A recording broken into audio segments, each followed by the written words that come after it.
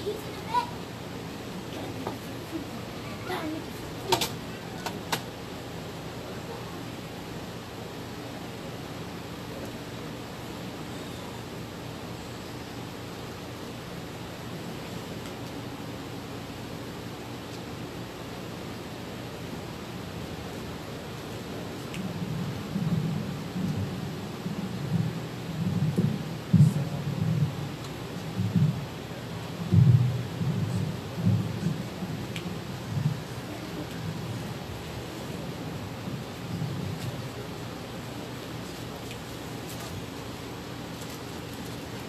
الله والحمد لله والصلاة والسلام على رسول الله وعلى آله وصحبه ومن تبع الهدى.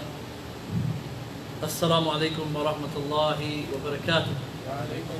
Brothers and sisters in Islam, may Allah subhanahu wa ta'ala bless all of you and bless this gathering and make it from amongst the gatherings in which Allah subhanahu wa ta'ala descends His tranquility upon and overwhelms us with His mercy and sends His angels to come and hover in this gathering. And may Allah subhanahu wa ta'ala make us from amongst those whom Allah subhanahu wa ta'ala mentions in the heavens amongst His angels. As the Prophet Muhammad sallallahu alayhi wa sallam said in a hadith, مَا اجْتَمَعَ قَوْمٌ فِي بَيْتٍ مِّن بُيُوتِ اللَّهِ وَيَتْلُونَ كِتَابَ اللَّهِ وَيَتَدَارَسُونَهُ فِي مَا بَيْنَهُمْ إِلَّا نَزَلَتْ عَلَيْهِمُ السَّكِينَةُ وَحَفَتْهُمُ الْمَلَائِكَةُ وَغَشِيَتْهُمُ الرَّحْمَةُ وَذَكَرَهُمُ اللَّهُ فِي مَنْ عِنْدَهُ.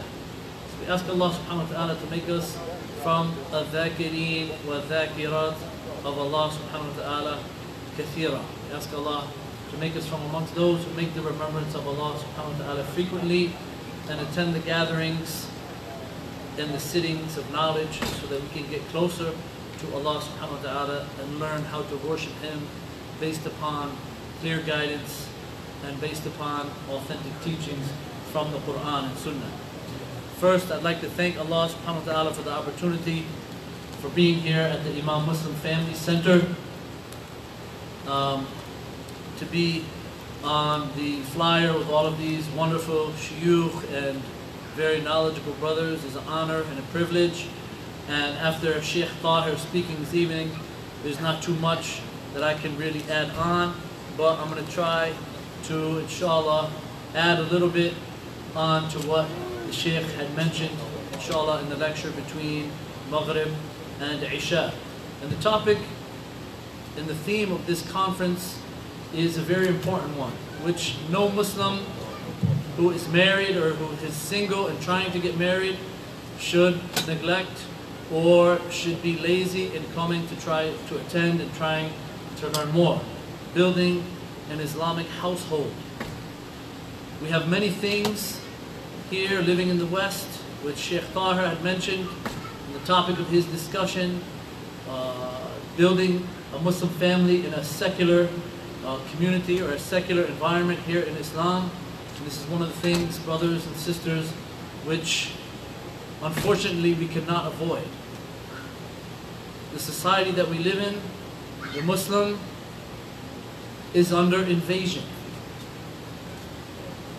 The ideological attack, the moral and ethical attack, the feminist ideologies, all of these different ideologies are targeted, many of them towards the Muslims, towards the Muslim household, towards the family unit, and to breaking and disrupting the unity of the families. Not only Muslim families, but all families in general. If you look at the society that we live in and how the society encourages people to constantly be individuals and strive towards individualism and teaching people and raising people that they cannot be sufficient or satisfied with a one-income family, that both the mother and the father have to go out and work, sometimes working 2 jobs. And then with that, you find the negligence of the children and many other social ills which we find in our communities. So this isn't my topic of discussion this evening. Inshallah, we're going to talk about some tips about how to be better spouses, how we can be better husbands and how we can be better wives, and what are the things that we can do to make our families better and make our households more Islamic and strive more to practice the religion of Islam. As Muslims, this is one of the biggest ni'am that Allah subhanahu wa ta'ala has blessed us with. That Allah subhanahu wa ta'ala has made us Muslims. Allah has made us of those who submit to Him and follow the final messenger Muhammad sallallahu alayhi wasallam. If we were to try to enumerate all of the ni'am, all of the blessings and grace that Allah subhanahu wa ta'ala has bestowed upon us, we would never be able to do so. So it's obligatory upon us and necessary that we thank Allah subhanahu wa ta'ala for the blessing of Allah subhanahu wa ta'ala guiding us to this great religion and only religion and way of life that Allah subhanahu wa ta'ala will accept from human beings, the religion of Islam, which is the complete and total submission of Allah subhanahu wa ta'ala. So to get warmed up, inshallah, before we get into our discussion, we want to ask a couple questions. And then hopefully within the discussion we can find the answers to those questions. How many of us here are married? MashaAllah. How many of us are trying to get married? Looking for wives? Alhamdulillah. So one of the things that those who are married and those who are seeking to get married should try to learn is how can we be the best spouse to that other half of our religion, the one who will complete and perfect our religion once we enter into marriage. What are some things that we can do to become better spouses? What are some tips? What are some techniques?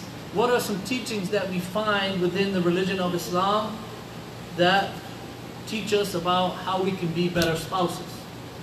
Of course, many of those who are seeking to get married or seeking a spouse, and those who have never been married in the past, many of us, and me myself, before I was married, I thought that when I was going to get married, we are going to live the dream life.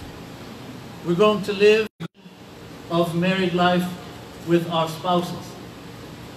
So, no doubt, everyone when they get married, they want to live a happy life. They want to live relaxed. They want to be comfortable with their spouses. And everybody wants to be satisfied with their spouses. And we constantly try to avoid the things which will cause us anger, or cause argumentation, or cause disputes, or misery, or worry. So what are some techniques and teachings that we learn in Islam about how to live as spouses in Islam? How to build, because the mother and father and the husband and wife, they are the foundation of building an Islamic household. And one thing that we need to be reminded about, brothers and sisters, is that the religion of Islam, if we were to break it up into parts and divisions, we could break it up into two main divisions. The first part, or the first division, are all of the rights related to Allah subhanahu wa ta'ala. The huquq of Allah subhanahu wa ta'ala, which is obligatory upon all of the servants of Allah subhanahu wa ta'ala to fulfill. And then the other half is huquq al-ibad, is the rights related to other worshippers, other servants, other individuals. That everyone that you come into contact with and deal with, they have rights over you. First and foremost, Allah subhanahu wa ta'ala has rights over us. Secondly, the Prophet Muhammad sallallahu alayhi wa sallam has rights over us. Thirdly, the companions of the Prophet Muhammad sallallahu alayhi wa sallam and the righteous predecessors have rights over us. And also other individuals have rights over us. From amongst the individuals, the human beings who have rights over us are who? First and foremost is who? One of the companions went to the Prophet Muhammad sallallahu alayhi wa sallam and he asked, he says, O Messenger of Allah, who is the one who is most deserving of my good companionship and dutifulness? He said, your mother. Then he said, okay, well, who after my mother? He responded again, he said, your mother. He says, okay, after that, your mother, 3 times. Then your father. So the mother, after the rights of Allah subhanahu wa ta'ala, your mother, your parents, they have the right over you from amongst the individuals that you come into contact with. Then who? Your mother, your father, then who?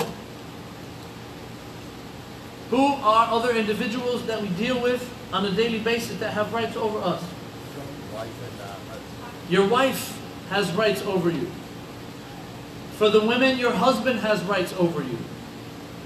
Your children have rights over you, and you have rights over them.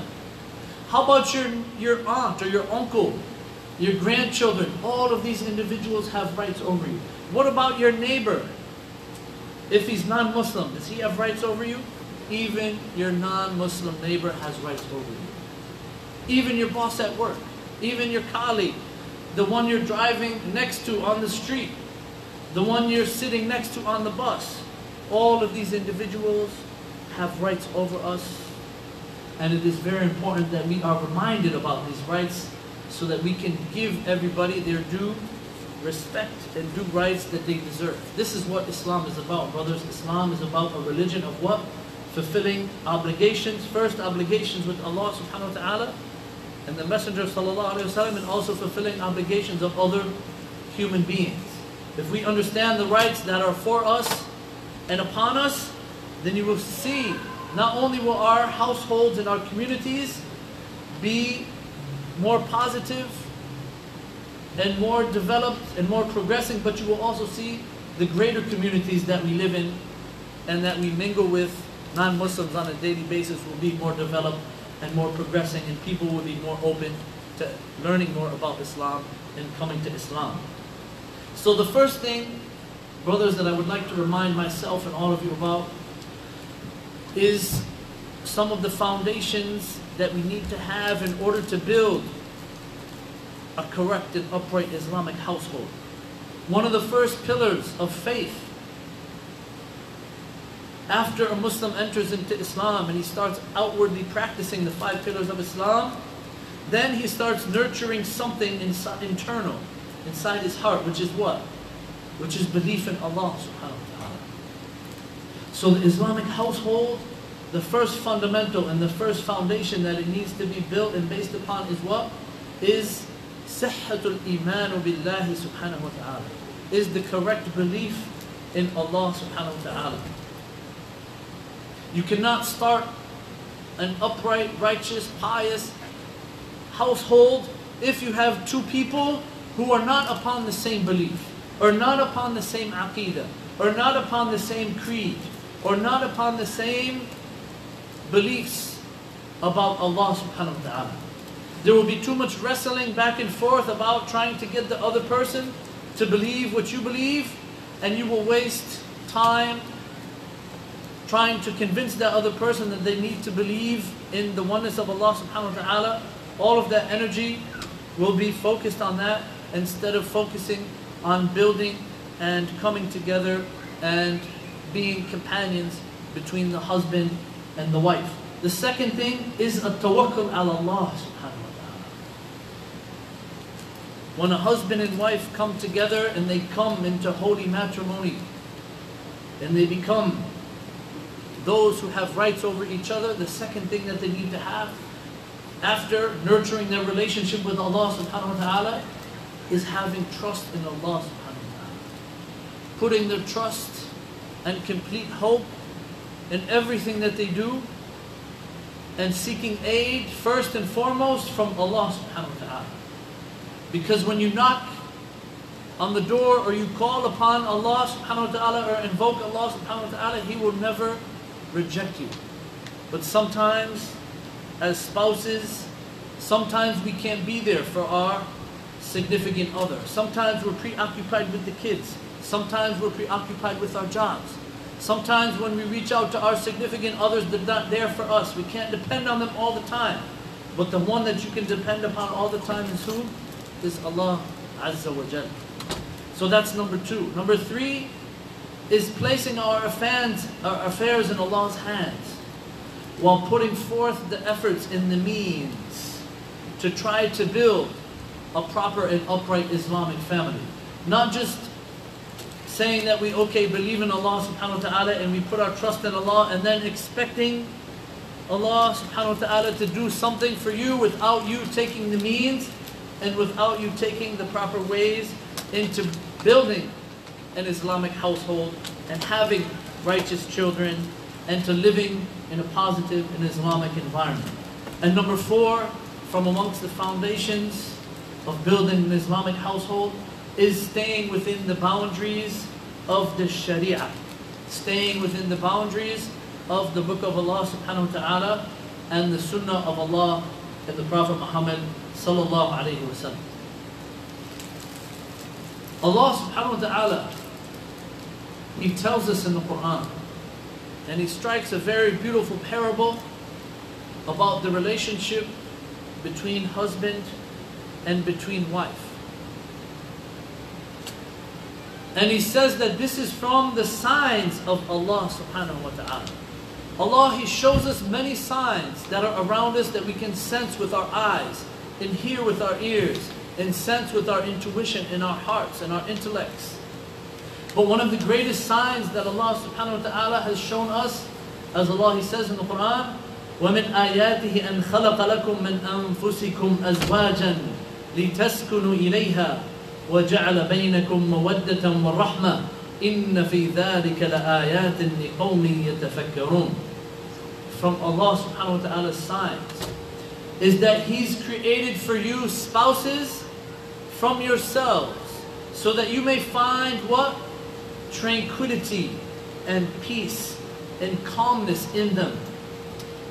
And He placed between you and your spouse affection and mercy.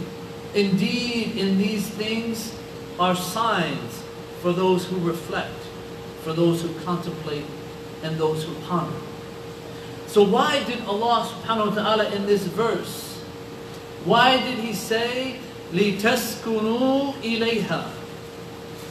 Why did Allah subhanahu wa ta'ala say, so that you can have tranquility and find tranquility in her?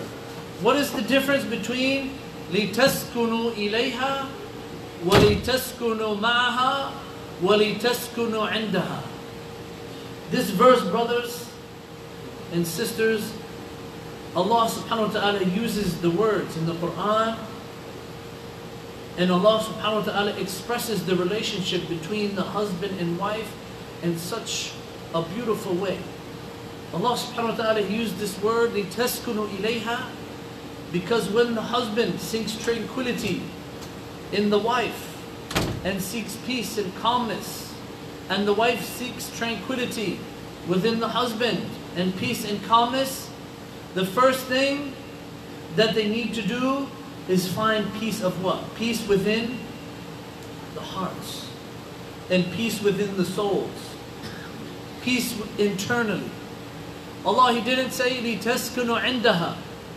Why? Because لِتَسْكُنُوا عِنْدَهَا means that you're only physically with her, or you are only physically with him. Or Allah, He didn't say لِتَسْكُنُوا مَعَهَا in relationship to a place, meaning that you guys live in the same house together. So the way that Allah subhanahu wa ta'ala told us about the relationship between the husband and wife is very precise.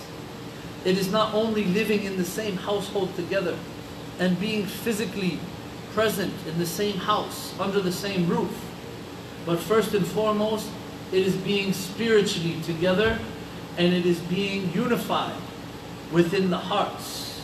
First with the tawheed and the oneness of Allah subhanahu wa ta'ala, and the good morals and Islamic manners and etiquettes, and the love of the Prophet Muhammad sallallahu alaihi wasallam, and trying to imitate his sunnah to build a righteous family and to build a righteous household. So what are some of the fundamentals that we can benefit from this ayah? Allah, He said, indeed, from the verses and from the signs of Allah is that He created for you spouses from yourselves. Allah subhanahu wa ta'ala knew and decreed who your wife is going to be. Allah knew and decreed before He created the 7 heavens and the 7 earths and everything in existence, how many children you're going to have. Are you going to raise a righteous family, or will there be some who may go astray? And may Allah subhanahu wa ta'ala protect us all. Allah subhanahu wa ta'ala, when He created Adam alayhi salam and created Hawa, He created Hawa from the rib of Adam. They were soulmates. And this is how Allah subhanahu wa ta'ala links you with your spouse and your significant other. That first the souls are connected and the hearts are connected. And this is the foundation of building an Islamic household, an Islamic family. So Allah, He mentioned 3 things in this verse, which are very important for the spouses, very important for the husband and wife. What did Allah mention? The first thing is that there has to be tranquility and peace within the hearts and the souls between the spouses. Number 2, what does there have to be between the spouses? Mawaddatan. Mawadda is what? Mawadda and rahmah. Love, affection, and at the same time what? Mercy. You can't have one without the other. Love and mercy go hand in hand. You need to love for your wife what you love for yourself. You need to treat your wife the way you want to be treated. You need to speak with your wife the way you want her to speak with you. Many of us, when we go out to work, when we go to our jobs or professions, and we have women colleagues and things like this, mashallah, we talk with the best of manners. We talk with the slickest of voices. We talk with the best of accents. But when we talk with our wives, all we do is yell, all we do is complain, all we do is scrutinize, all we do is nitpick on this and that. The same way you want to be treated by your wife, you need to treat your wife. And you need to deal with her with what? With mawaddah and mercy. So the big 3.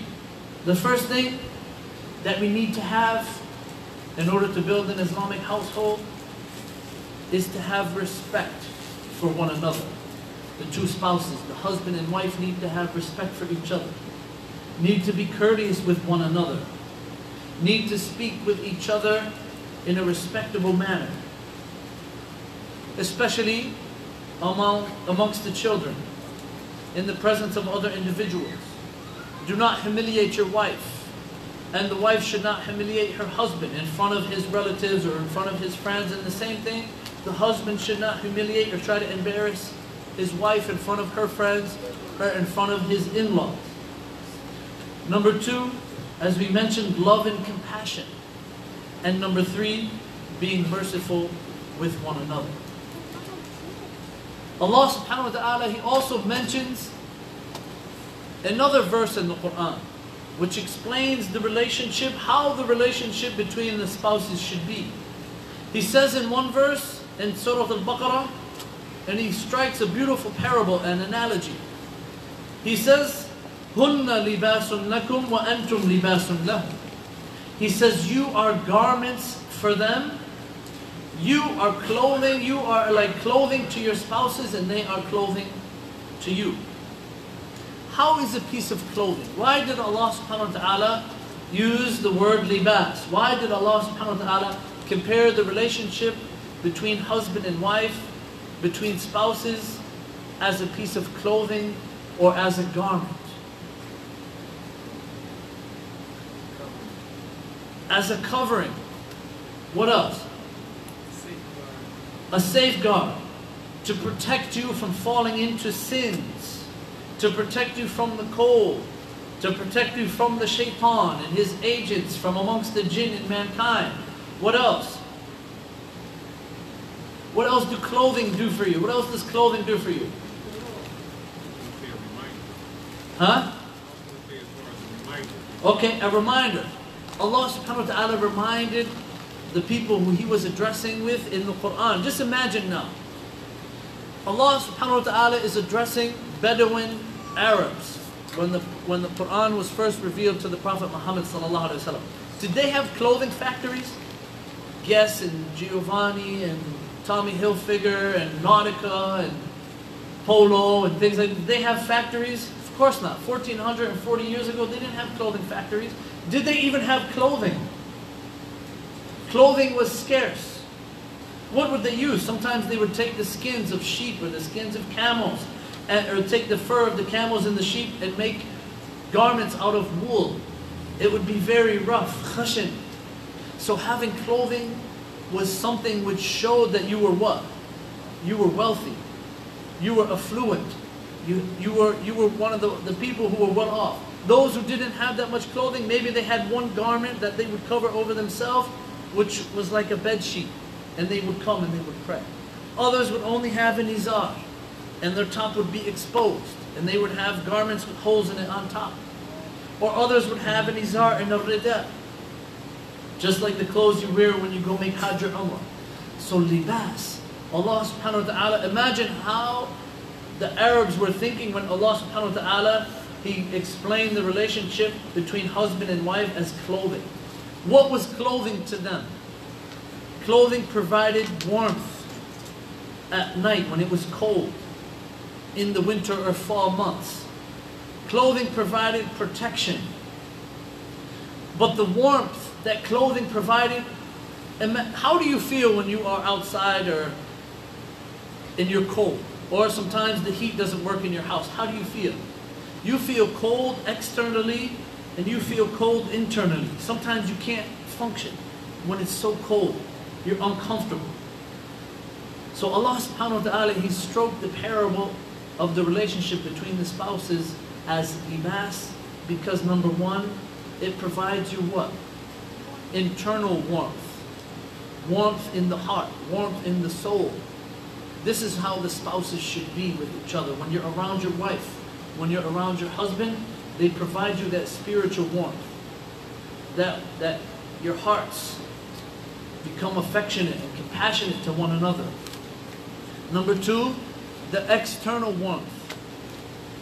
And number three, just by you seeing or being around that person, you also find warmth and comfort when you look at them, and they are the coolness of your eyes. So this is a very beautiful example of how Allah subhanahu wa ta'ala described the relationship between husband and wife, as they are clothing, they are garments of one another. What are some other things that we can benefit from this verse as to why Allah subhanahu wa ta'ala mentioned clothing and compared the relationship between husband and wife as a garment? MashaAllah. Excellent. Clothing, many times when you go out and you shop, you buy clothing which you like. Clothing which shows your personality.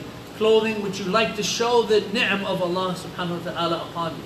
As the Prophet Muhammad sallallahu alayhi wa sallam, he said, he told his companions, he says, you should always show the blessings that Allah subhanahu wa ta'ala has showed you with.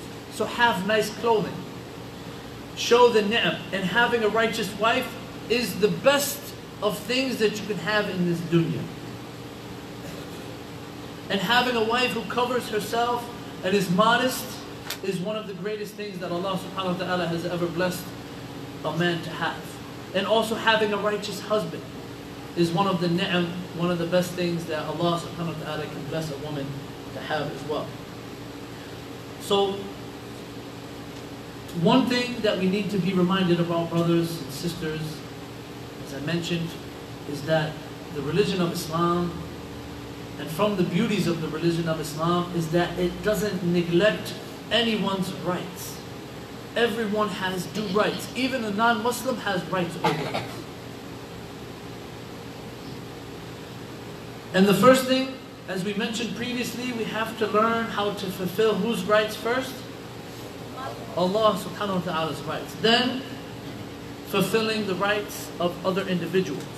And especially fulfilling the rights of our spouses.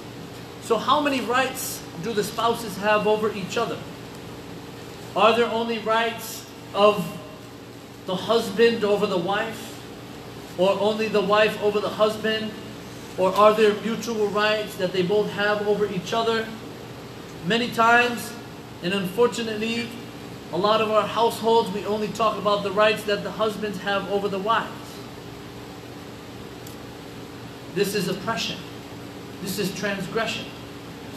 when you only want to talk about the rights of the husband over the wife. And you know, all the brothers in the masjid, mashallah, they memorized the hadith. What is the famous hadith they all memorized? If I were to order anybody to make prostration, then it would be the wife prostrating to her husband. What about the other hadith of the Prophet Muhammad sallallahu alaihi wasallam, who said that the best of you are those who are the kindest and most gentlest to your families? What about the hadith that the Prophet Muhammad sallallahu alaihi wasallam, he said that those of you who hit their wives, they are not from the best of people? What about the hadith where Allah subhanahu wa ta'ala, he says, or the Prophet Muhammad sallallahu alaihi wasallam tells us about the many numerous rights that the women and that the wives have over us. We also need to remind ourselves not only about the rights that we have over our spouses, but also the rights that our spouses have over us. So we're going to talk about this evening some of the mutual rights between the two spouses, between the husbands and wives, and then the rights that the husbands have over the wives, and then the rights that the wives have over the husbands.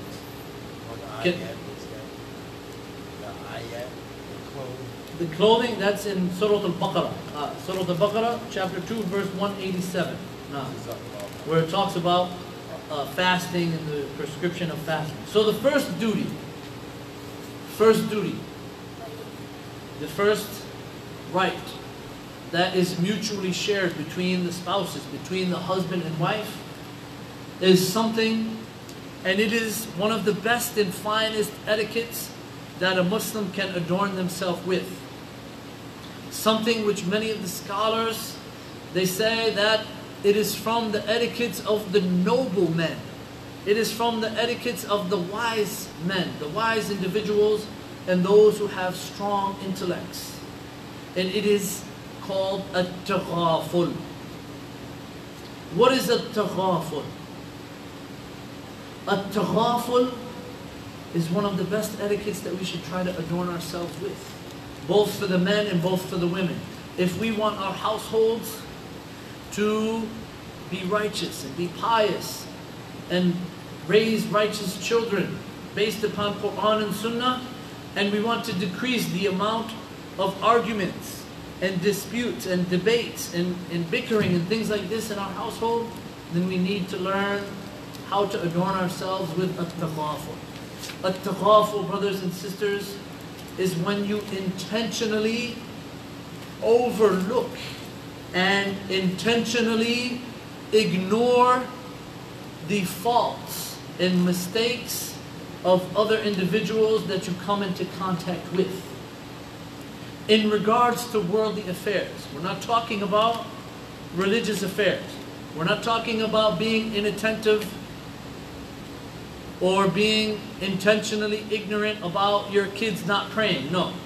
Or we're not talking ignoring your wife not wearing hijab, no. Or we're not talking about your husband ignoring him not making hajj if he has the ability to do so, or paying zakat. We're talking about overlooking and being intentionally ignorant about the worldly things that people may do and people may dispute about. Such as what?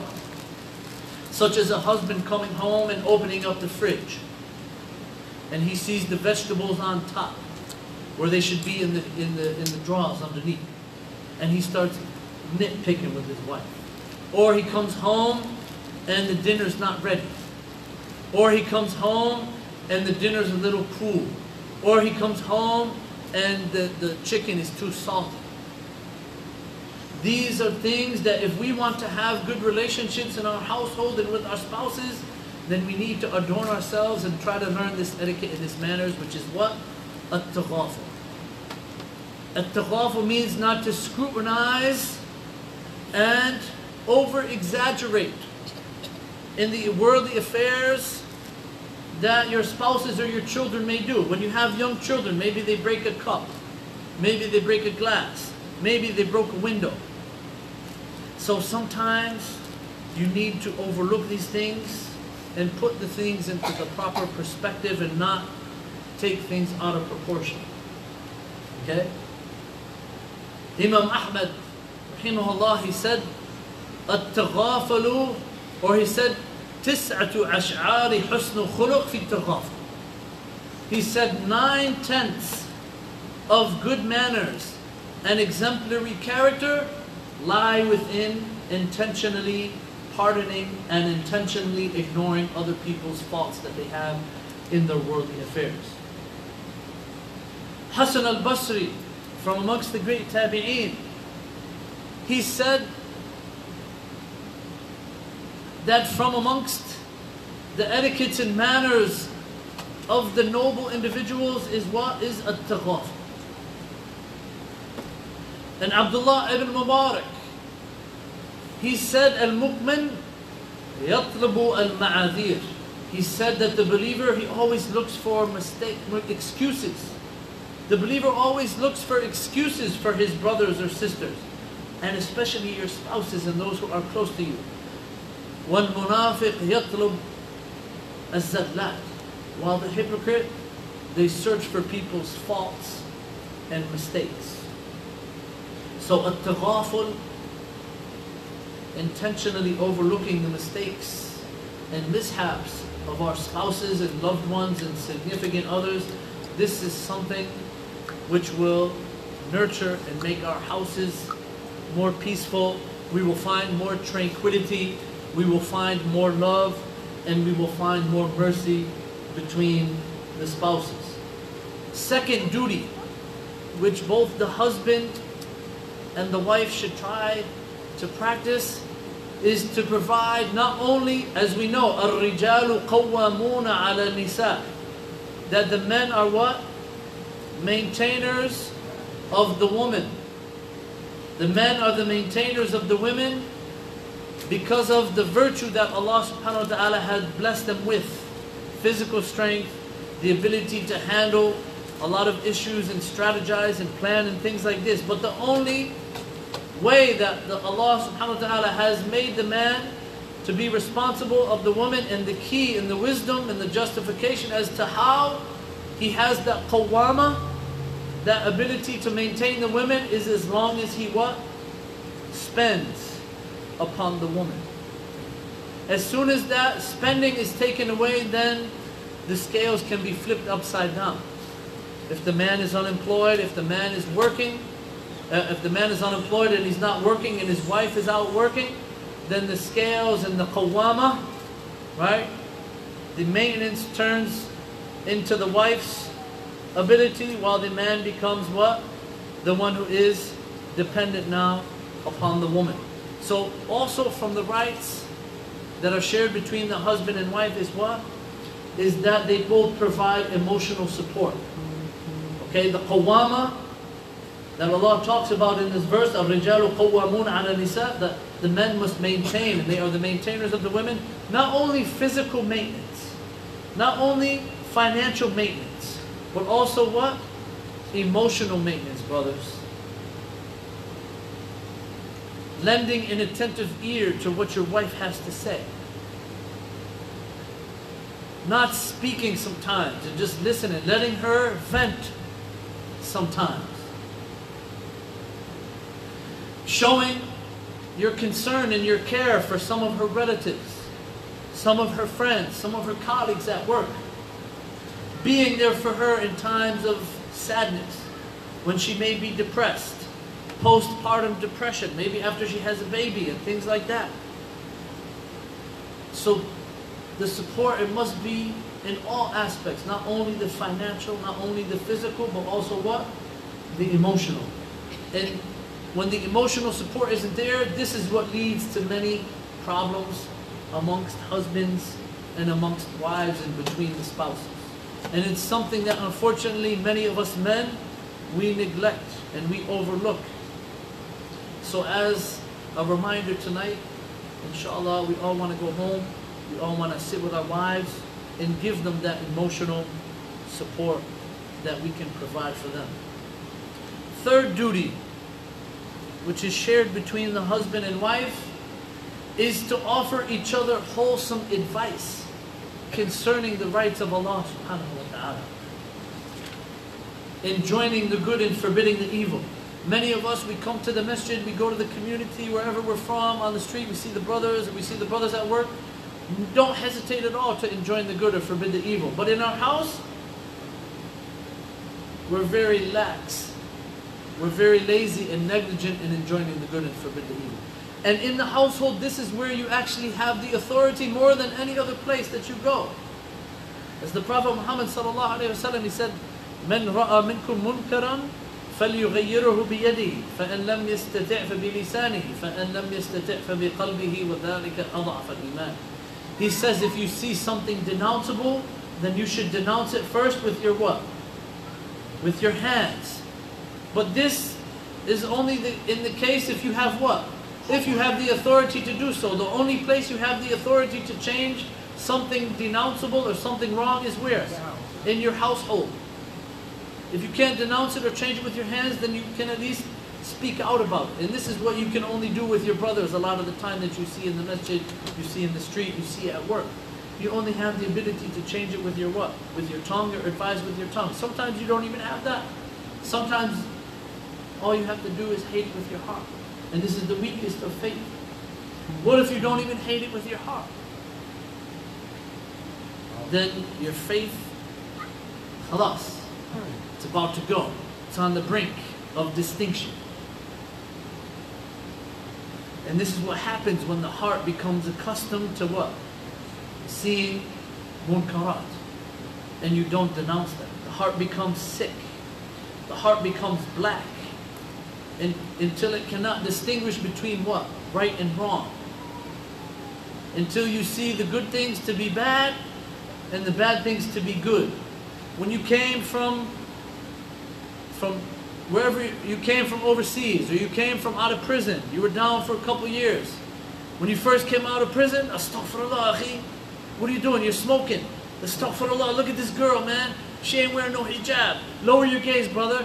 After a year, 2 years, the brother's smoking. Oh man, you hate it with the heart. Then now it's just normal for you. You see the brother, or you see the sister without a hijab. Right or wrong? This is all because what? Because of our faith is just getting weaker and weaker. Because why? Because we're not denouncing and we're not inviting each other and reminding each other with gentleness for the sake of Allah subhanahu wa ta'ala. And it's very important when we enjoin the good and forbid the evil, we do it with what? We do it with rifq. We do it with lean. We do it with ease. We do it with kindness and gentleness, and we do it with what? With wisdom. When you advise someone, let's take your wife for example, or your kids for example. Put yourself in your wife's shoes. Put your husband, if the wife wants to advise the husband, put yourself in your husband's shoes before you think about what you're going to say to him. Don't sit there and yell and scream and things like this. No. Think about how would you be convinced to leave off that thing you were doing. This is why we find all throughout the Quran and all throughout the Sunnah, the Prophet Muhammad sallallahu alaihi wasallam, what does he say? لا يؤمن أحدكم حتى يحب لأخيه ما يحب لنفسه. That none of you has complete faith until you love for your brother what you love for yourself. You have to think about your brother as you think about yourself. You have to love to earn $5,000 a month and love for your brother to earn $5,000 a month at his job just how you would. You want to love for your brother to come and advise you just how you want to advise him. So, and first and foremost is who? Is your spouses, the one that you live with. 18, 20 hours a day. The one that you are constantly interacting with, your wife, your kids. So it's very important that, especially with our wives, the more closer that somebody is with you, the more lenient, the more kind, the more gentle you should be with them when you advise them and when you remind them. The fourth duty which is mutually shared between the spouses is what? Anybody know? Anybody can shed some light? Chores. Mumtaz. Aisha radiallahu anha, one of the most beloved wives to the Prophet Muhammad sallallahu alaihi wasallam, one of the greatest scholars of Islam, one of the greatest women who ever set face on the face of this earth. Aisha radiallahu anha, she said, she was asked, she said, what did the Messenger of Allah sallallahu alaihi wasallam used to do when he was in the house with you? What did she say? She said he was always in the service of his family. The Prophet Muhammad wouldn't sit back on his smartphone or iPhone, flicking through Facebook or checking out his WhatsApp while his wife is vacuuming and doing the dishes and doing the laundry and changing the diapers and ironing the thobes and things like this. No. Prophet Muhammad, if his sandals were broken, who would sew his sandals? He would sew it himself. If his thobe or his garment had a hole in it, who would sew it? He would sew it himself. He كان في مهنة أهله كما قالت عائشة رضي الله عنها. He used to be in the service of his family. So don't think that, oh, I'm a man, you know, man, she gotta serve me. You know, I get the dough, I get the Benjamins, and she cleans up the house and cooks dinner and things like this. No, this ain't the sunnah of the Prophet Muhammad. You're far from the minhaj of the Prophet Muhammad. You're just sitting back at home and watching TV while your wife is running around, sweating and changing diapers and doing this and that and fixing the furniture and arranging everything and dishes and things like that. If you're not helping your wife, then you are not doing what the Prophet Muhammad did with his wives. We all say we love the Messenger of Allah sallallahu alaihi wasallam, right? فَاتَّبِعُونِي, right? Allah, He says in the Quran, قُلْ إِن كُنْتُمْ تُحِبُّونَ اللَّهَ فَاتَّبِعُونِي يُحْبِبْكُمُ اللَّهُ وَيَغْفِرْ لَكُمْ ذُنُوبَكُمْ وَاللَّهُ غَفُورٌ رَحِيمٌ. Say, if you truly love Allah, follow the Messenger sallallahu alaihi wasallam, and Allah will love you and forgive you of your sins. So this is the mizan. The Prophet Muhammad sallallahu alaihi wasallam and the Quran, this is the mizan. This is the scale that we weigh our deeds upon. Are we on the sunnah or not? Everybody needs to ask their hearts and ask their souls and look at their actions and what they do with their families at home. So, the Prophet, he was always in the service of his family. Okay? He would, and imagine now, you think you're more busy than the Messenger of Allah sallallahu alaihi wasallam, that you can't help your wife at home? The Prophet Muhammad sallallahu alaihi wasallam, he was a general of the battalions. He would organize different battalions to go out, right? That's number one. The Prophet Muhammad ﷺ was, what else was he? A leader of a Muslim community. What else was he? The Imam of the Masjid. What else? He was the youth mentor, the youth counselor. He used to have sittings with the companions. Abdullah ibn Abbas, radiallahu anhu, as Sheikh Tahir mentioned in the previous lecture. How old was Abdullah ibn Abbas? Between 10, 14, 13 years old. He would sit and he would spend time with the youth. Anas ibn Malik. He would spend time with Anas ibn Malik, who was the Prophet Muhammad's servant for 10 years. The Prophet Muhammad, he would go down and lower himself to the level sometimes and play with children. He wasn't, yeah, I'm the Imam in the Masjid, I'm a man, you know, man, I can't be hanging out with these young kids and things like that. We have all of these things with the Sunnah. The Prophet Muhammad ﷺ, a very famous hadith. Ya Aba Umair, ma fa'ala nughayr. There was one of the young companions, he had a little toy bird. This is a socks. There was a young companion, he had a little toy bird made out of cloth or made out of wood. So one day, young boy, probably about the age with the toy, so he asked him.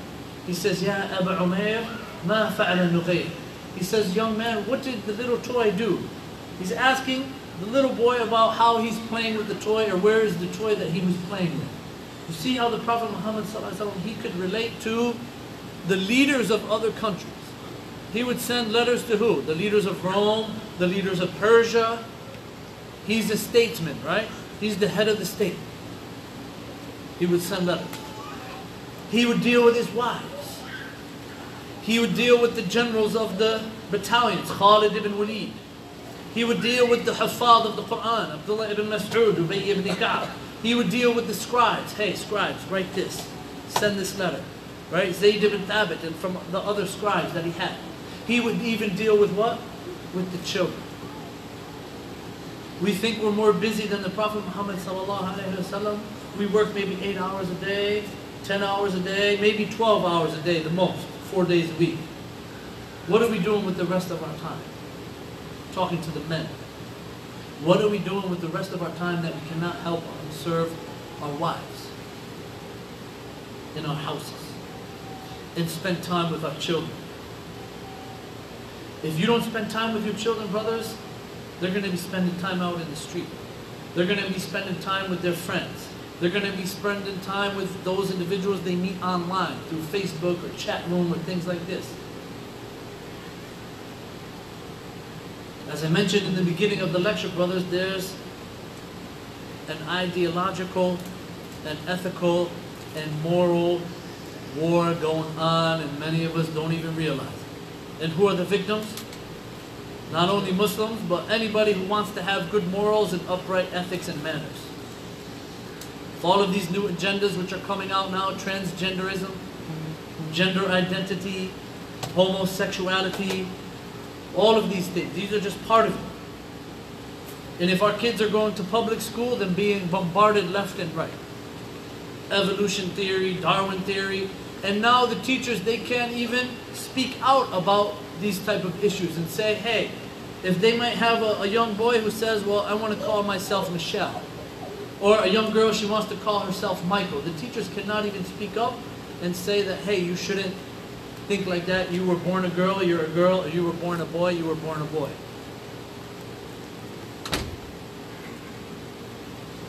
So one of the duties that is mutually shared between the husband and wife is what?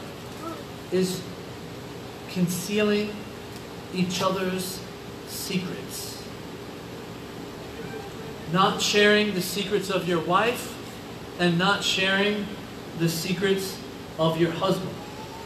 The Prophet Muhammad ﷺ, he said, the people of worst stature with Allah subhanahu wa ta'ala on the day of judgment are men who confide in their wives with secrets, and wives who confide in their husbands with secrets, and then they spread each other's secrets around.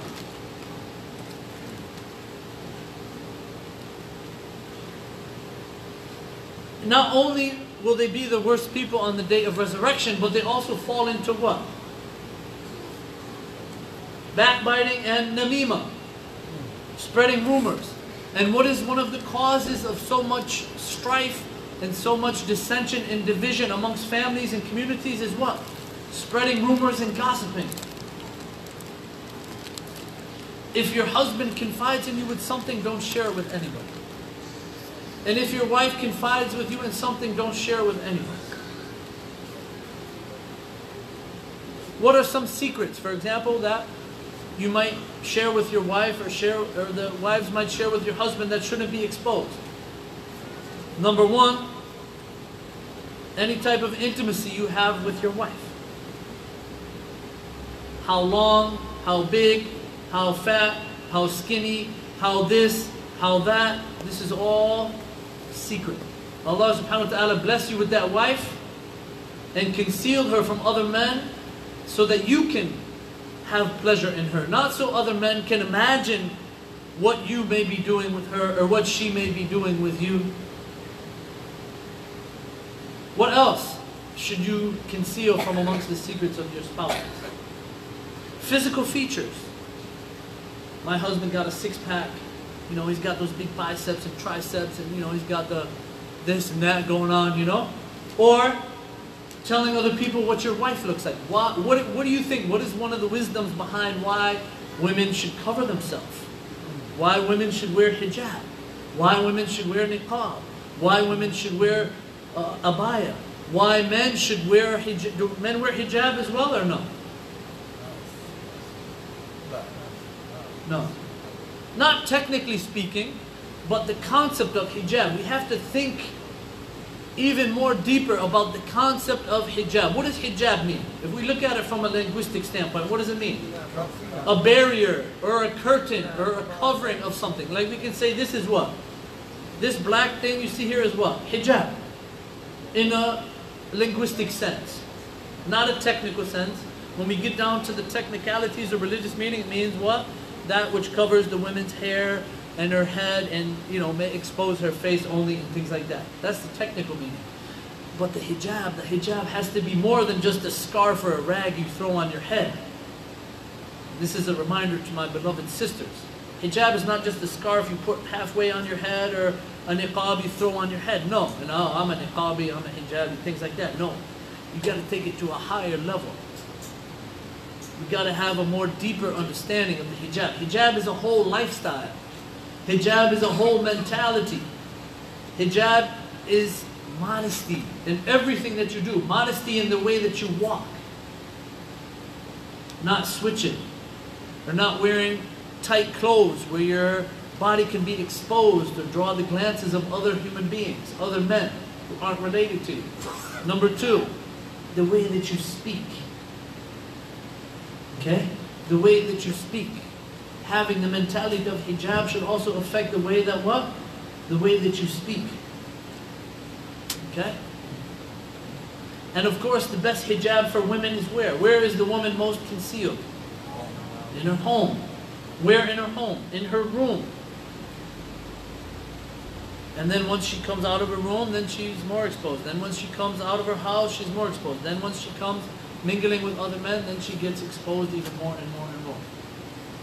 And same thing with the men. Okay? Dressing modestly and having modesty and humility is also something which should be practiced amongst the men as well. Why did the Prophet Muhammad ﷺ tell us to wear loose-fitting garments? Okay, the awrah, covering the awrah is not just, okay, cover yourself from the knees to the belly button and now your awrah is covered. No, the awrah is more than that. The awrah is even covering any shape or any description of your body. Anything that can show someone any type of shape of your body in which you can be described or known. Yes. Inshallah. Assalamu alaikum. Alaikum salam wa rahmatullah. Allah bless you, brother. Allah barak feek. So, that's the fourth duty. The fifth duty. Any brothers or sisters know what the fifth duty is, which is mutually shared between husband and wife? Okay, taking care of the children. All right. One of the brothers mentioned it. We're going to get to that, right? Spending, Bismillah. Spending the night.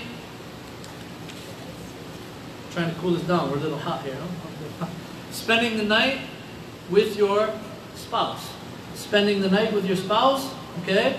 The Prophet Muhammad ﷺ, he says, if a man invites his wife to his bed and she refuses, and as a consequence he goes to sleep angry, then the angels curse her until she rises. So this is a mutual duty. Not only for what? Women, but also for men as well. What if a woman comes home and she wants to fulfill her desires with her husband, and her husband refuses her? Okay? So similarly, many scholars have said that it also applies to the men as well.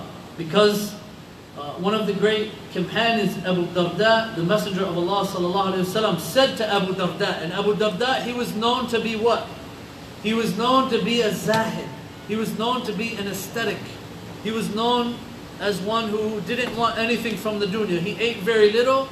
He had very little relations with his spouses and things like this. So one time, he went to the Messenger of Allah ﷺ, and the Messenger of Allah ﷺ advised him. He said, "O Abu Dharr, you have a right. Your body has a right over you. Your Lord has a right over you. Okay? And your guests have a right over you. And your wife has a right over you." He said, fast and what? Break your fast. He said, be intimate with your wife, and sometimes don't be intimate with your wife. And give everyone their what? Their due rights. Give everyone their due rights which they deserve. So that is also a mutual right. That if the woman wants to fulfill her desires, that the man should fulfill it.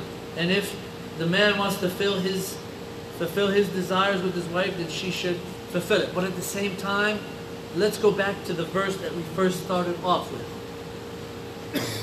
Which was what? From the signs of Allah is that He created for you who? Your mates and spouses. That you can find peace and tranquility within each other, and that you live amongst each other with what? Mercy and affection. So at the same time, brothers, you have to think with your big head and not your little head. You have to think with your mind and not sometimes think with your desires. You have to let your mind control your what? Your body. Because the one who lets their desires control their mind is like what? An animal. This is why Allah subhanahu wa ta'ala distinguished between what? Animals and human beings. Allah blessed Bani Adam with what? With the intellect and desires. But the man, he controls his desires through his intellect. But Allah, He only gave animals what? Desires. And they fulfill the desires whenever they want to. Their desire to eat, their desire to propagate, and things like this. So the one who lets his desires overtake his intellect is like what? Is like an animal. So it's very important we have to take into consideration our wife. What is her situation? Was she standing all day, 10 hours a day, cooking and cleaning, and she was mowing the lawn, sweeping the driveway, washing the car, maybe she was working, maybe she was sitting with the kids in school and she's tired, she's exhausted. And you come home and you want to fulfill your desire, but she says, honey, I'm tired, I can't. What do? This is where you have to what? Istafti qalbak. Okay, this is where you have to actually weigh the benefits and the harm. This is where you actually have to be a mujtahid. Okay? And use that mercy and use that affection and try to do something else. Okay? That maybe can take your mind off of those desires that you may have or you may want. What did the Prophet Muhammad ﷺ tell us? What is the ilaj? What is the cure for those who may have, right, a high desire, a high sexual drive and things like this? He says what? He says fast. Decrease your food. Look at what you're eating. Right? Decrease the protein that you're eating, or decrease the things that, meat and things like this, right? Change your diet, and maybe you won't have so much desires to fulfill. And at the same time for the wife, maybe she wants to fulfill her desire, but, a lot of times, the man, very rare that a man will reject. I mean, am I talking real or not? A lot of times, but sometimes the men are so tired. Maybe some brothers drive trucks. Maybe some brothers do landscaping. They've been working out in the sun 10 hours a day. They can't handle it. So this is where we go back to that verse where Allah subhanahu wa ta'ala, He says what? That you try to live together with peace and tranquility, and that you try to maintain what? Mercy. This is from mercy. Okay? That you have mercy and that you have what? Affection amongst each other. The sixth duty, okay? The sixth duty, which many of us as men, we tend to overlook and neglect, is what?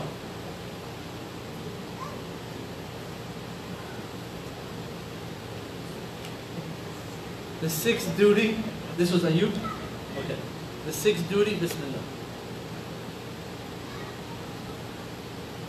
What is a duty, or what is something we always expect from our wives or our spouses, but we as men always tend to forget?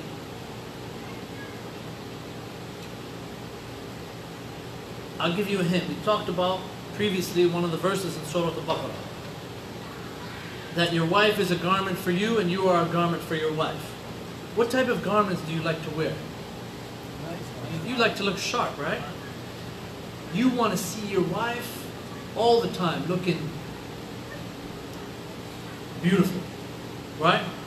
Smelling beautiful, right? Having a dress when you come home, right? Maybe, if you don't have kids in the house and things like this, wearing some lingerie or something like that, right? You always would expect your wife to what? Look the best for you, right? Have the best perfume on, have the hair all combed and things like this. What about the men though? Do we adorn ourselves for our wives? So the same way you want your wife to adorn herself for you, you need to adorn yourself for your wife. You need to exercise. You need to work out. You need to wear some nice perfume. You need to trim your mustache. You need to get a haircut. You can't be coming home looking like a bum or a scrub. You gotta look tight, man.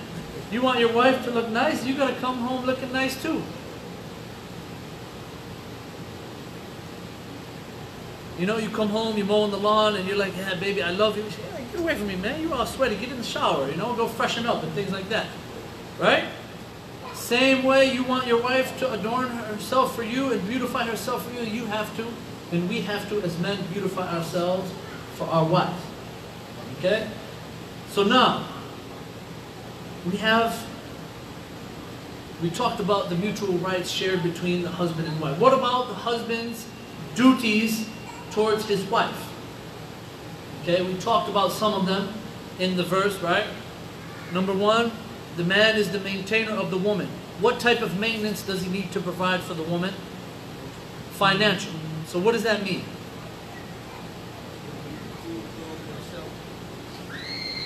The man is responsible for rent. The man is responsible for buying a house, providing a safe and secure and comfortable environment for the woman to live in according to his needs. Okay, what else? Food. Okay, what else? Clothing. The bare necessities. Okay, the bare necessities the man is obligated to provide. What if the woman wants to provide it? Or what if the woman, maybe some of the sisters work and things like this and they make their own money, they make their own earnings and things like this. Is she obligated to contribute, obligated to pay the rent and things like that? She can. It's optional, but she's not what? She's not obligated. Okay? She's not obligated. And this is something specific that Allah subhanahu wa ta'ala mentioned in the verse. Okay? That the man was made to be the maintainer out of what he spends upon the woman. So the maintenance should be what? Financial. The maintenance should be physical. Okay? How many of us have a health care plan to take care of our wives in case they're sick? How many of us, when our wife says she's sick or things like this, we take her to a doctor or take her to a physician or things like this? Physical as well, brothers.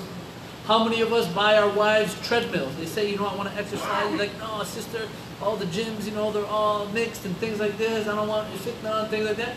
Buy her a treadmill. Let her work out at home. Let her work out in the basement. Let her run. Let her get some exercise. If she doesn't exercise herself now, when she gets older, especially if she has children, her body gets weaker. She loses calcium in her bones and things like this. Maybe her teeth start falling out. She starts getting arthritis. If she doesn't move and is not active, this is going to be very difficult for her maybe to move around when they get older. And may Allah subhanahu wa ta'ala protect all of our sisters, inshallah. So it's upon the men to provide for them what? Some type of activity. Other than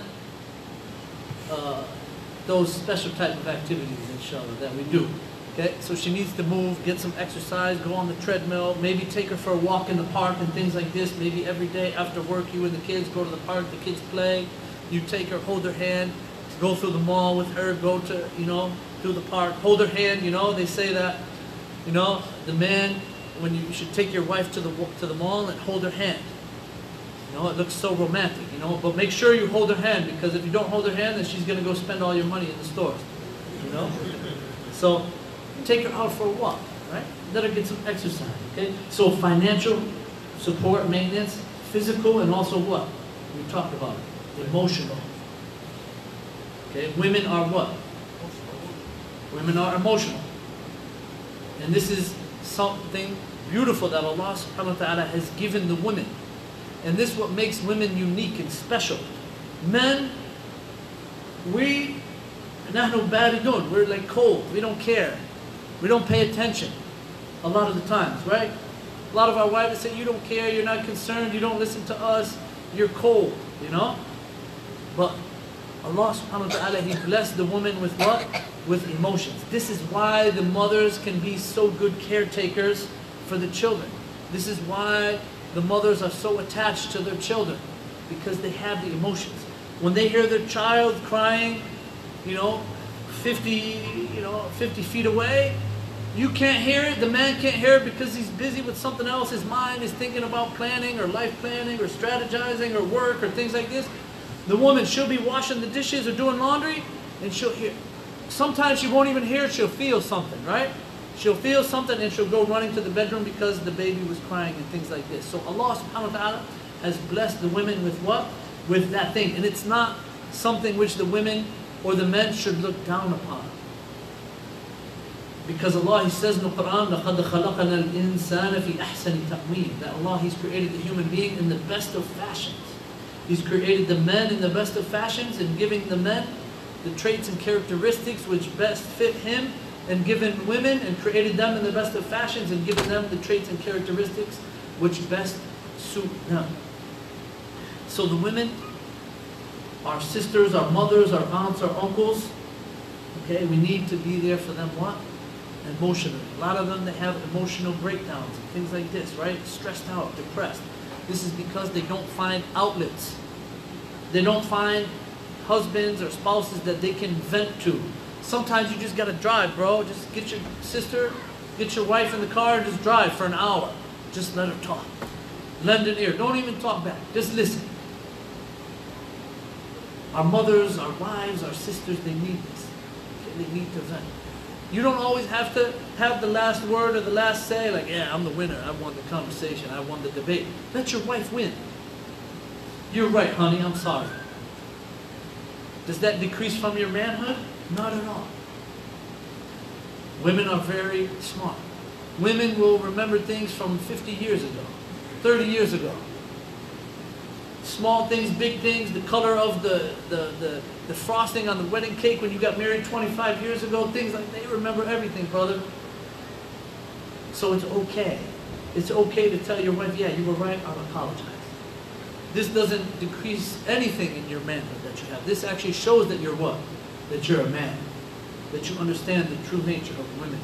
That you understand how to maintain that what? That mercy and that affection between your spouses. But one of the things which is important, the man, no doubt, he's responsible for maintaining the women, but within his what? Within his means, okay? And this is where the mercy and the affection comes into play. Everything, all of the spousal relations go back to that verse. Having mercy and affection between each other. If the wife knows that, okay, my husband is unemployed now, he just got laid off from his job, mashallah, he was making 5,000, 4,000, whatever he was making a month, but now he's going through some hard times, right? She shouldn't demand from her husband things that he's not able to provide. She should downgrade a little bit. Okay, we were buying our food from, Whole Foods this month. This time, I know my husband, he's a little tight, we'll go to Walmart. We'll go to Aldi this month. Save a couple dollars here and there. So this has to be the understanding of the wives and of the spouses as well. Second duty that the husbands have towards the wives is what?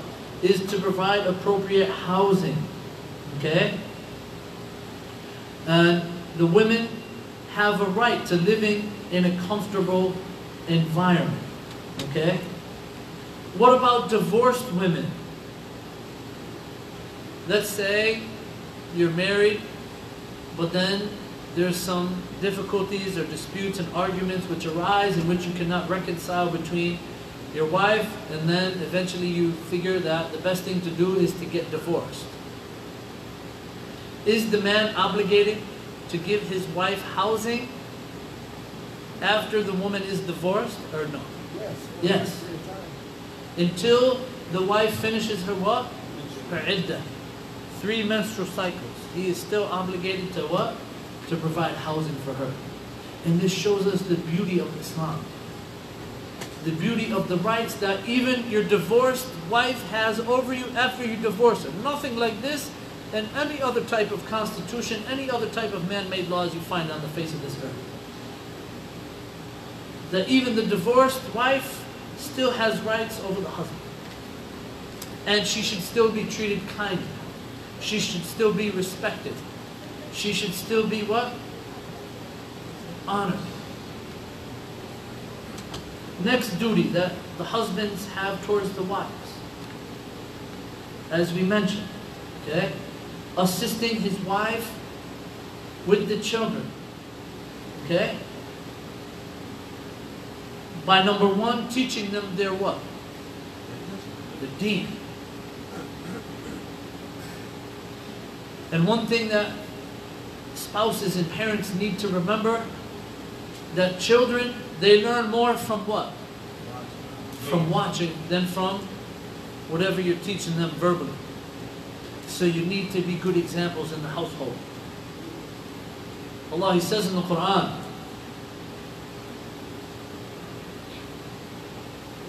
يا أيها الذين آمنوا لما تقولون ما لا تفعلون كبر مقتا عند الله أن تقولوا ما لا تفعلون. Allah says, O you who believe, do not say that which you do not do.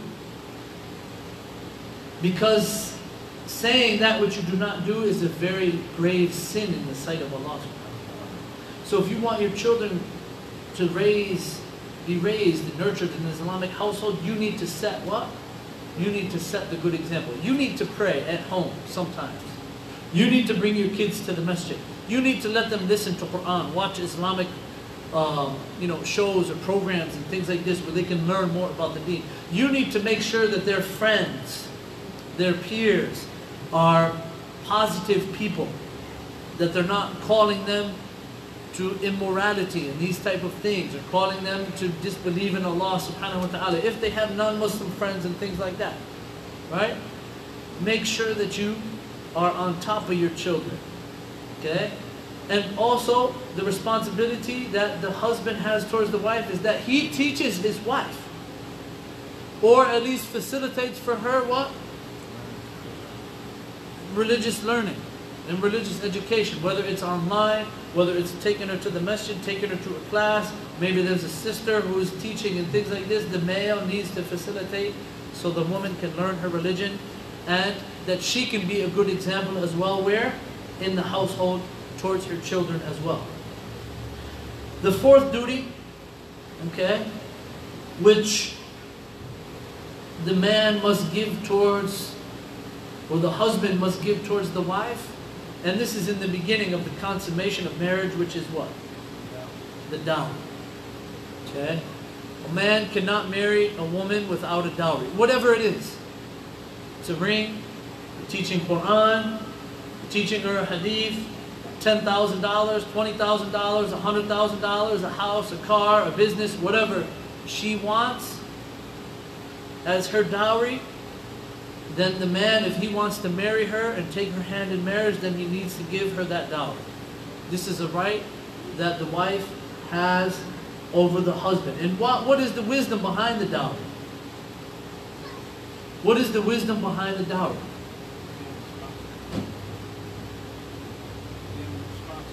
Okay, showing the man that he's responsible. What else though? Honoring the woman. Honoring and dignifying the woman. Showing her that you want her, that you respect her, that you are going to do everything for her, that you are going to treat her the same way that you want your daughter to be treated. And this is what the scholars, they say. They say, if you want to know how to treat your wife, then look at your daughter and think about how you want another man to treat your daughter. So last but not least, what are the wives' duties towards the husbands? You guys got it, I know already.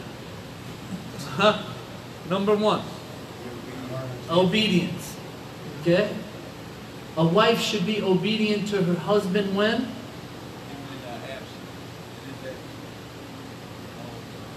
In what things should the wife be obedient to her husband? Everything? Worldly affairs, religious affairs, financial affairs, emotional affairs, what?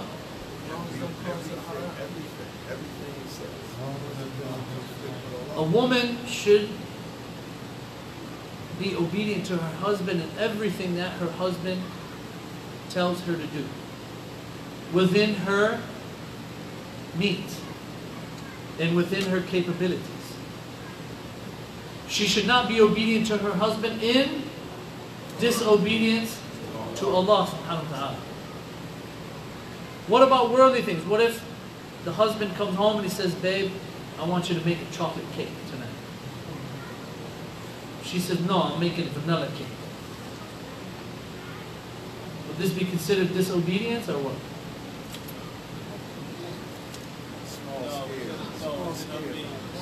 What should we as husbands try to do? I mentioned it. One of the best etiquettes that you can do. Intentionally ignore and overlook in part. Maybe she doesn't have chocolate cake in the house. Maybe she's testing you. Maybe she's testing you. Maybe she wants to see your reaction, see what you're going to do. Okay?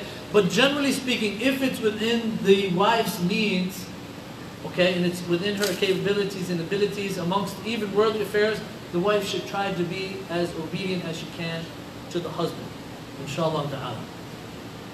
And the Prophet Muhammad ﷺ was asked, he said, which women are the best of women? So the Prophet Muhammad ﷺ responded, he said, the one who pleases her husband when he looks at her, obeys him when he asks her to do something, and is not disobedient in herself or her money in what he hates. So she doesn't, because the woman, she's responsible a lot of time for taking care of the what? Of the wealth, of the bills. A lot of times we let our wives take care of the bills, call the companies. A lot of times we can't handle it, right? A lot of times our women are in charge of our financial affairs. In some cases, not all cases, but the woman, one of the rights that the husband has over her is that she does not spend the husband's wealth, what? In a way which is unjust, or in a way which she doesn't consult her husband in doing so. Second, okay, that the woman should not leave the house unless she is permitted to by the husband. Nor should she sleep outside the house without her husband's what? Permission. Okay, and this also brings us to another thing, traveling. Traveling. What is the wisdom behind a woman having a guardian when she travels? Protection, safety.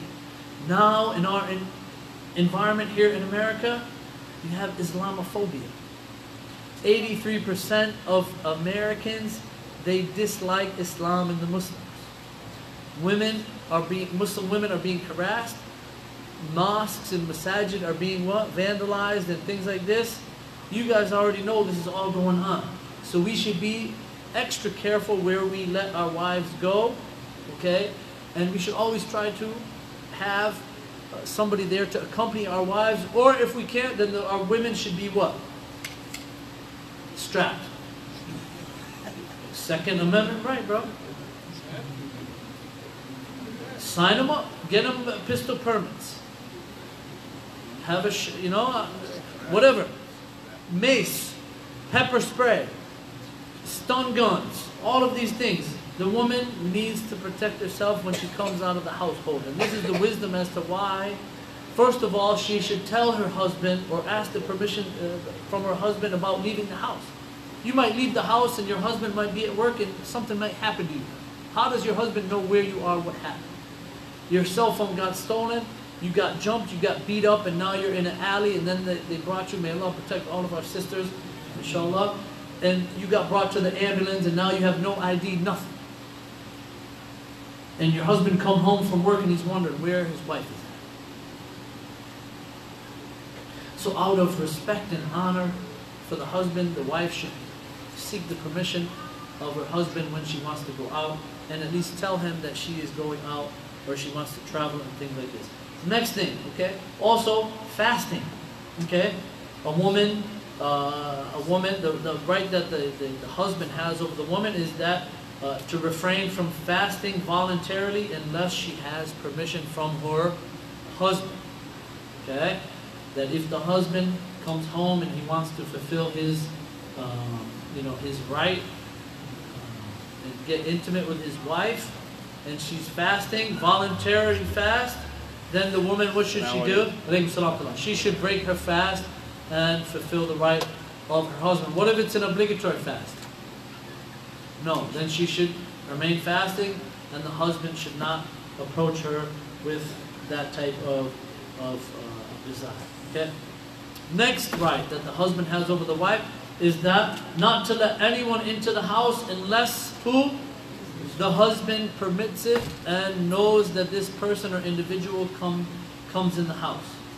Okay, and this is derived from the hadith of Abu Hurairah radiallahu anhu that the Messenger of Allah sallallahu alaihi wasallam said, it is not permissible for a woman to fast while her husband is present unless he permits her to do so, nor is it permissible for her to allow anyone into the house unless he permits it. So this is anyone. How about the in-laws? Does this count for them too or no? Counts for them too. If the in-laws are creating strife and dissension and things like this, problems amongst the husband and wife, if the mother-in-law always comes over and she's wearing a mini skirt or a bikini top and things like this, and you got your kids running around, and every time she comes over you ask her nicely, say, you know, Mom, and this is your mother-in-law, right? You know, Mom, I'm trying to raise my girls and things like this in an Islamic household, but when they see you, they kind of get confused. You know, that you're the grandmother and they love you, they respect you. When they see you like this, I'm worried that, you know, they're going to want to wear the same clothes that you're wearing. But you advised her and advised her and advised her, but your advice didn't reach your heart. And you're worried about your children. Okay? And you asked her, you says, hey, I'll give you this sweatpant, I bought this new Gucci sweatshirt and sweatpants you can wear when you come in, you know, things like this as a gift. She doesn't want to wear it. You, the man, actually has the right to stop her from what? From coming over. If you find that many times when your in-laws come over, this, right? That they're arguing with your wife, or they're trying to make her leave the deen, or telling her, oh, this religion is stupid, you know, why you wear the hijab, the niqab, all these people are looking at you funny and things like this, you have the right to stop those individuals from coming over to your house and negatively influencing your spouse or your children. Next, right, is, we mentioned that already, is that the women should guard the husband's what? Property and wealth. Okay? The woman should guard the husband's property and wealth. Okay? And the last duty that, the last right that our brothers or the men have over the women is that the women should try to run the household and manage it in a reasonable fashion according to her means and abilities. Meaning what?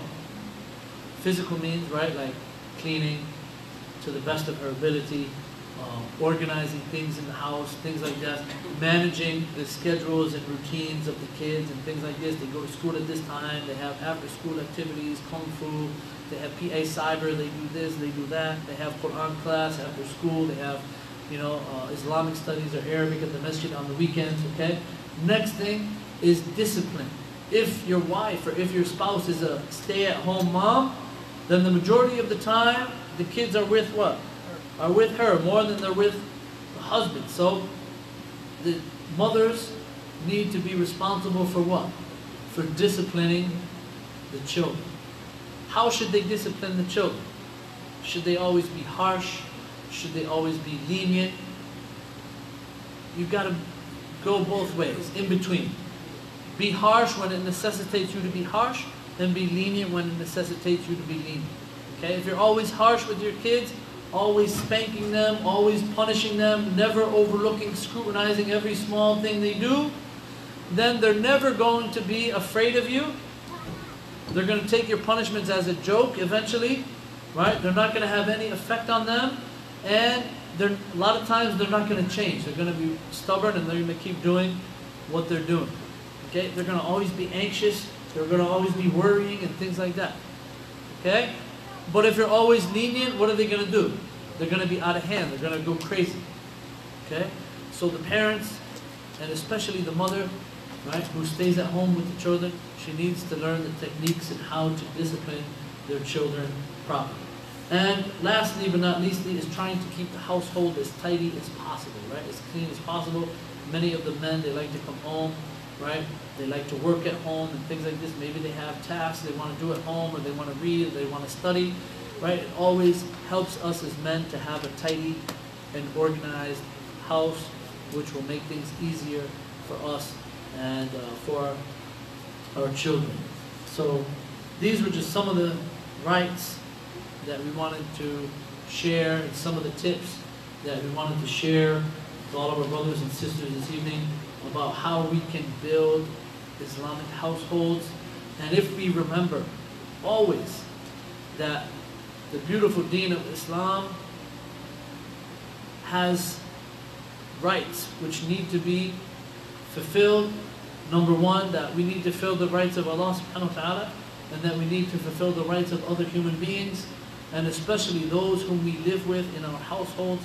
Then we will find, inshallah, that Allah subhanahu wa ta'ala will make our households those filled with happiness, those filled with Islam, those filled with love of the Quran and love of the Sunnah, and love of practicing and sharing Islam with other individuals. So may Allah subhanahu wa ta'ala accept the short lecture and the small benefits that we have attained this evening. May Allah subhanahu wa ta'ala bless all of us from and increase us in beneficial knowledge from what we heard this evening. And may Allah subhanahu wa ta'ala enable us to share it with others and practice it amongst ourselves. Jazakallah khair for the invitation here at the Imam Muslim Family Center. May Allah subhanahu wa ta'ala put it in the scale of good deeds of all the brothers who organized this conference. And I would encourage all of you to come tomorrow and Sunday as well to benefit as much as you can from the students of knowledge and from the shuyukh who have put a lot of time and effort to put this program together. Jazakallah khair wa barakallahu feek. And before, inshallah, I close, as you can all see in the back, alhamdulillah, we came from Harrisburg. I'm in Harrisburg now, but alhamdulillah, we have the Islamic Ministries and Community Development, which is a non-profit 501c3 organization focused on giving dawah to non-Muslims. Some of the things that we've been doing, putting up billboards, Islamic billboards in the street, alhamdulillah. We have a dawah van, you can check it out outside. Everywhere we go, alhamdulillah, giving dawah. People, sparks people curiosity about learning more about Islam and things like this.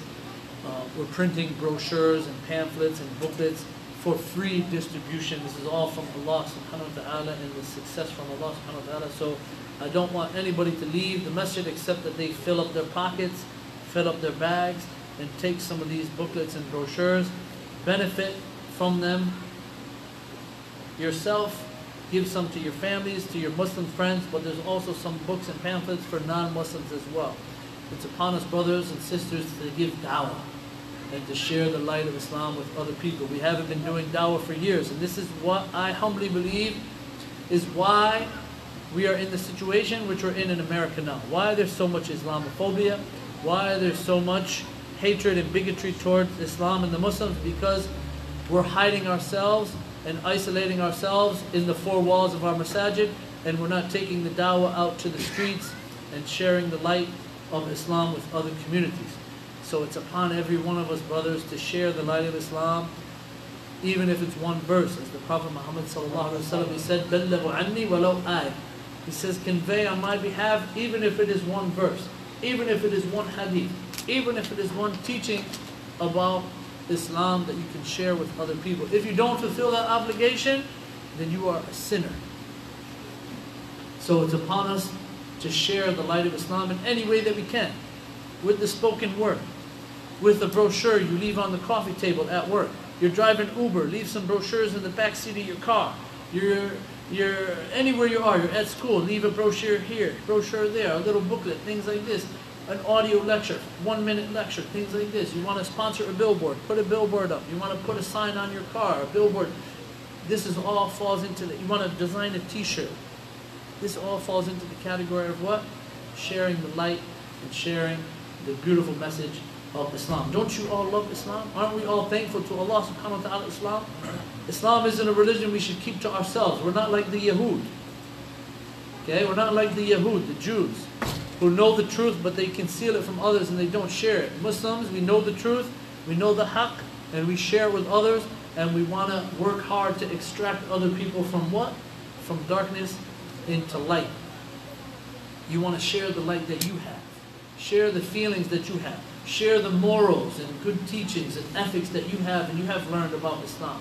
How Islam can rectify the societies that we live in. Look at the Prophet Muhammad sallallahu alaihi wasallam. Let's go back to Sirah. You guys are studying Sirah every Friday night with Mufti Munir. I don't know how far he got in the lectures, but what was the situation in Mecca prior to the Prophet Muhammad ﷺ coming? People were worshipping idols. People were worshipping stones and trees and anything that they could. Women were being oppressed. Women were prostitutes. There would be a flag on a woman's house signifying that she was a prostitute, and 10, 20, 30 men would go into the house, have relations with her, and then after she became pregnant, she would pick who the husband would be. She wouldn't know. Oppression, transgression against men and against women. Women would not even be able to eat meat with the men. They would be given the scraps and the bones from the men. Gang warfare, tribal warfare. This tribe would overtake that tribe, right? They would go, they would take all of the other tribes' women, all of their children, all of their wealth, all of their camels, all of their sheep, take their tents, everything. Take everything. What else was going on? Alcoholism. They were drinking alcohol left and right. They had more alcohol. They say, some of the scholars say, historians, they say that they drank alcohol more than they drink water. They had easier access to alcohol than they had to water. All of these social ills were there in the time of the Prophet Muhammad at his coming, at his advent. Isn't that similar to what we see in our communities? What did the Prophet Muhammad come with?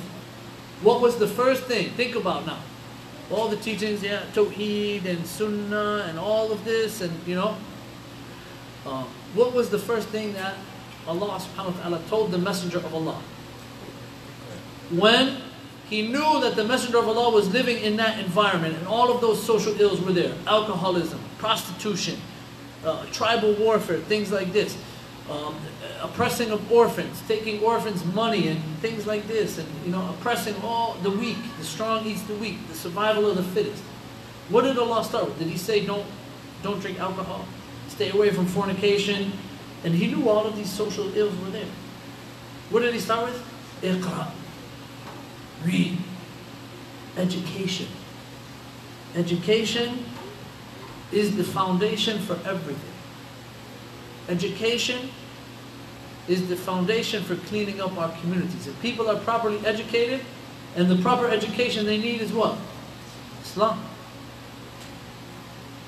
The proper education they need is to receive the teachings of Quran. You're looking for any type of law to govern your country, your city, your house, you have Quran. Inna hada Quran yahdi lillati hi aqwam. Indeed, this Quran guides to that which is the best in everything. Laws, Sharia, manners, etiquettes, stories of the prophets, Iman, Tawheed. Everything you want to know, you want to have a righteous community, a righteous household, a righteous lifestyle, then you need to go what? You need to, number one, be educated, but educated through what? Through the Quran and Sunnah, and being attached to who? Allah subhanahu wa ta'ala. Iqra bismi rabbika alladhi khalaq. Read in the name of your Lord who created. So read in the name of Allah. Everything that you do, educate yourself through what? Through believing in Allah subhanahu wa ta'ala, and through embarking upon receiving the blessings of Allah subhanahu wa ta'ala. So, brothers, may Allah, I don't want to see any brochures on that table, inshallah. Because it's upon every one of us to give da'wah. Every one of us to give da'wah. Give it. Anybody that's here drive Uber, things like that, put it in the back seat of your car.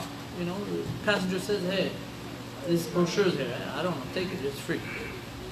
Right? Maybe you're shy. Maybe you're shy to talk about Islam. But at least you can still get the reward if what? Somebody takes that brochure and you facilitated that for them, and maybe that person accepts Islam. What is the reward of somebody accepting Islam through you? Something you facilitated. A sign you put up in the street, somebody accepted Islam. A brochure you gave someone and they accepted Islam. What about Bugatti?